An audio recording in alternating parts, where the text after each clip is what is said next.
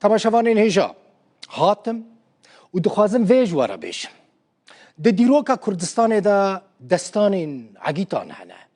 گلا دمدمی هیا رستم زال هیا دوریش عبدی هیا نها لروج آوای کردستانی کچو کرین کرد وان دستانان جنوبا دنویسینن تو جاران نبیجن ام لشیخ مقصود و لاشرفی شکستن هون نشکستن هون لباسین کسک سوار نبون و آلا تسلیمیت بلند نکر هون شهید بون هون بریندار بون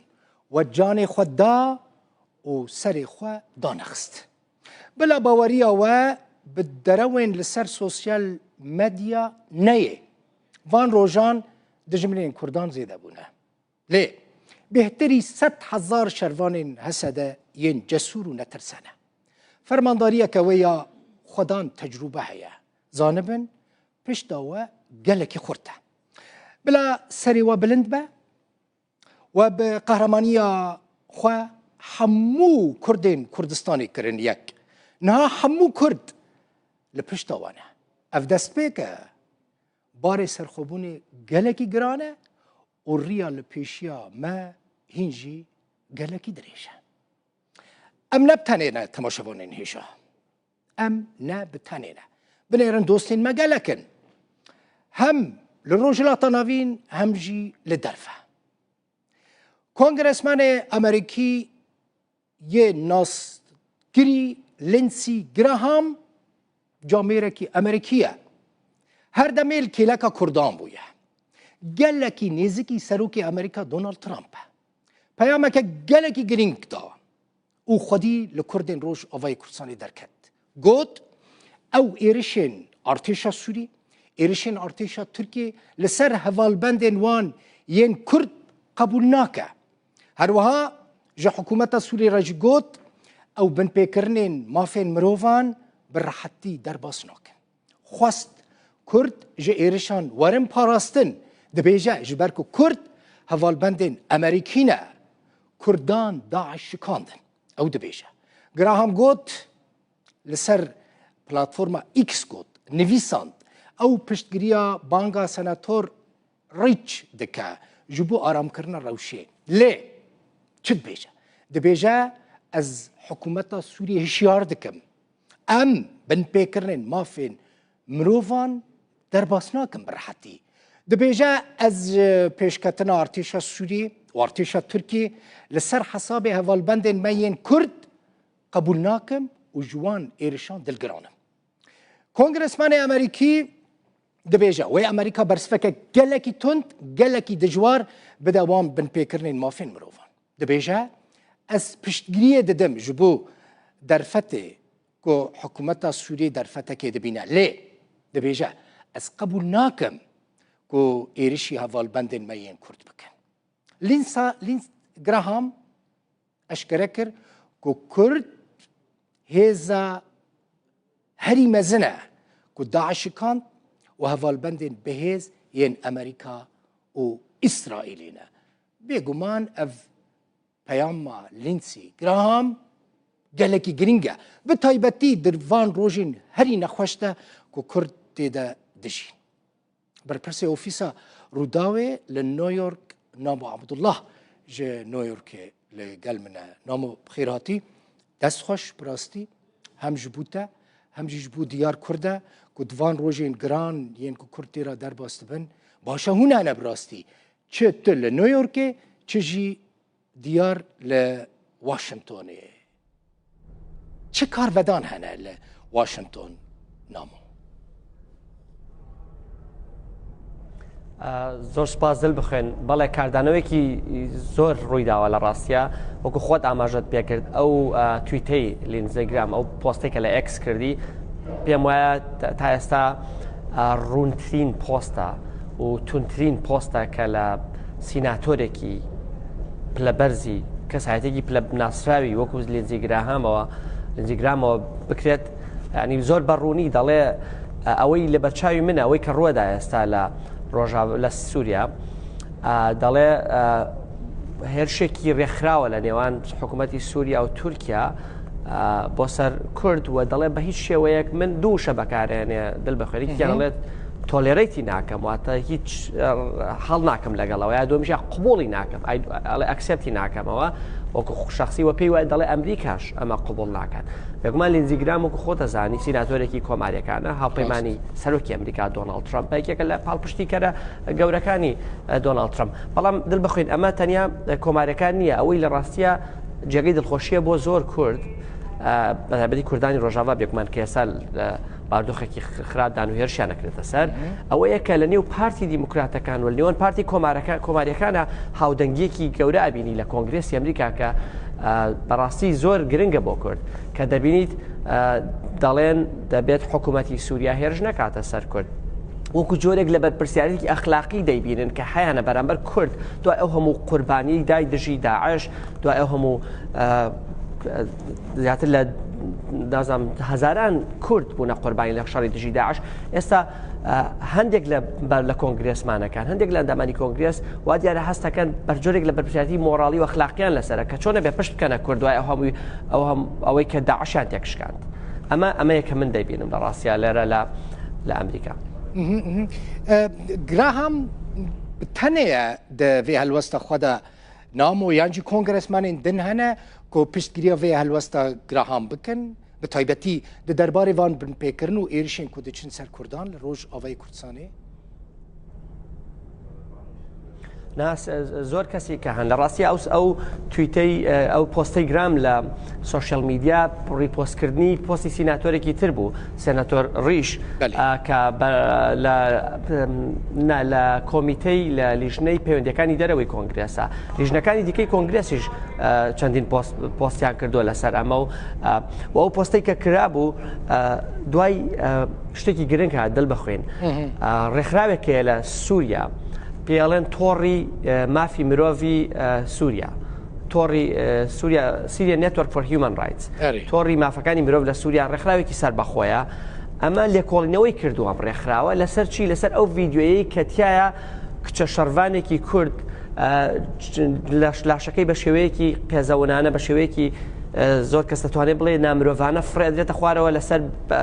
نهۆمی بەرزی باڵەخانەیەک ئەمە ئەم ڕێکخراوە لێکۆڵنەوەی لەسەرکرۆ دەڵێن ڤیددیۆیە دروستە و ئەو کەسەشی ئەو کارەی ئەنجام داوە ئەندامی سوپای سووریایە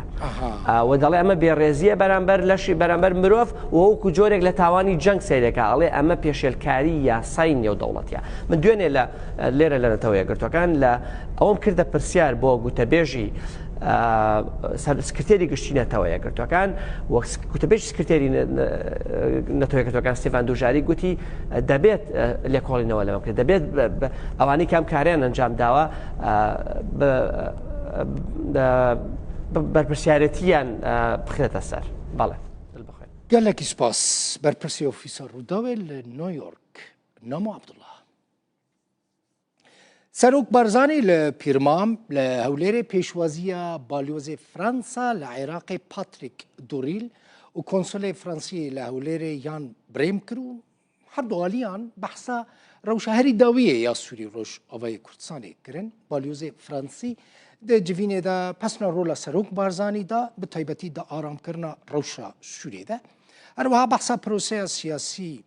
li Iraqê û li Herêma Kurdistanê kirin û xwestin pirsgirêkên ku hene li Sûrî û li Iraqê biriyên diyalog û bi awayên aştiyane bên çareserkirin. Artêşa Erebî ya Sûrî karwanekî mezin ê leşkerî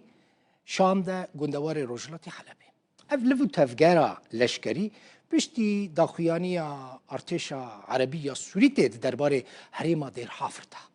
Wezareta Berevaniya Sûriyê Dêrhafir û gundên derdora wê weke herêmeke serbazî binav kir. Artêşa Sûrî Erebî ragihand ku ew ê korîdoreke biewle li wê navçeyê vekin ji bo ku welatî derkevin. Ji xelkê xwest ku ji bargehên hêzên Sûriya Demokratîk dûr kevin. Artêşê ji hêzên Sûriya Demokratîk Hesedê jî xwest ku ji wan herêman derkeve û derbasî Rojhilatê Çemmê Fûratê bibe. Di van dîmenan da ku hûn dibînin diyar dibe ku Artêşa Erebî ya Sûrî dronên bi navê Şahîn jî şandine Dêrhafir û ew dron di wî şerî de weke amûreke nû ya çavdêriyê ji bo artêşê tê bikar anîn. دسته اپراسیونان یا ارتش عربی سوری دورا دیر حافر من گوت نتنی دیر حافر مسکنه قواس و بابیری و که هرم عسکری به ناف کرو جهیز سوریا دموکراتی خواست که جوان دران درکوه ارتش امیره گندکه لباشور دیر حافر و بندا و تشرین جی توپاران کرد.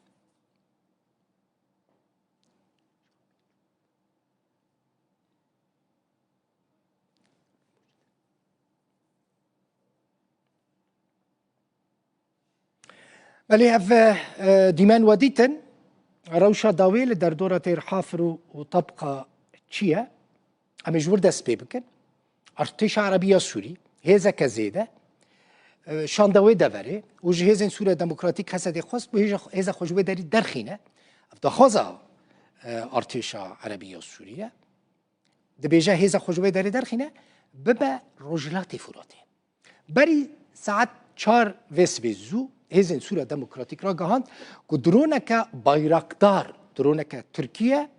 خالک لشکری یا هیزن وان لباجار مسکنه بمباران کرد لی تو زیان جانی چه نبون و درون ترکیه دو جاران او دور بمباران کرنه ایریشا دویمین جی لسر خاکا یعنی لسر خالا گند بوعاسی بو او جی گنده کی گندوار طبقه ده انجام ده چی بویه هجمارك شروان هيزن سوريا دموكراتيك بريندار بونو او جهاندن نافندن تندرستيه ليه بيشترا ساعات دو نيفي سريس يعني شفقه شروان هسده هولدانه كدر باسمونا چكداران كچكدارين حكومتا سورينا كو خواستبون درواسی محوره زبيده ببن لباشور دير حافر شروانان ريلوان گرتن چكدار نچار بون برفن وگرنه جهين خواه أو المئات من العربات بصدان عربين سربازي و چكن گران ان ارتش عربية سوريا جهرما براوه برب در حافره لروجلات حلب چونا در دورا در حافره جي چكدارن ارتش عربية سوريا بچكن گران نافچه دكن آرمانج هفدم حسده راگ هاندیا کدرونن بایرقدار ان ترکیه به گهنوان لمسکنه و طبقه گرن آرمانج جعالی خواه مدیای سرب حکومت دمکی یا سوریه راگ هاندیا که هزن حسده ایریشی در دورا گند حمیمی ما لروجلات حلبه کرنا درباره و روشه الهام احمد هفسروکا دائره تکلین در و یا ریوبریا خسر جرو داوره آخوی يعني بعلان الشر أساس حكومة ريكفتنا ده آدار جورتي راكر أف حكومة كريه نهل وسطامية يادن حكومات يعني يريشا كل سر دير حافر ومسكني تشيد به ما بري داجي قوتيه أم برسكريكو حمية بديالوك يتكارن شار سر بكن أم نقالي قري شرن لام روشک برخدا ندانه روشک پاراسته ندانه روشا خوب پاراسته ندانه جبو ویا اف خالک پر گرینگه دبی يعني هر کسک هلوستا ما بویشی وزی بزانه با والگور و جبو کو کاوسا که مزن د سوری دا درنک هوا پشتگر با کووا شرار راوسته آگربست گشتی چه ببه امکاربن برین خو بپیچ هر السربویرین حلبه و در دوراوه براد کوپر فرماندار سنت کومه داخویانیک بلاف کر او گوت ام بانگا خویاج بو همو آلین پیوندیدار دوجاره دکن دا کوبنیتک باش لسر ماسایا دانوستاندنان بگرن و بریا دیالوکه لپی چارسریک دیپلوماتیک آماینده بن لئریشن چکدارن ارتش عربی یا سوریه پشتیوان داخویانین فرماندار سنت کومه هاتن کرن حسين عمر برودة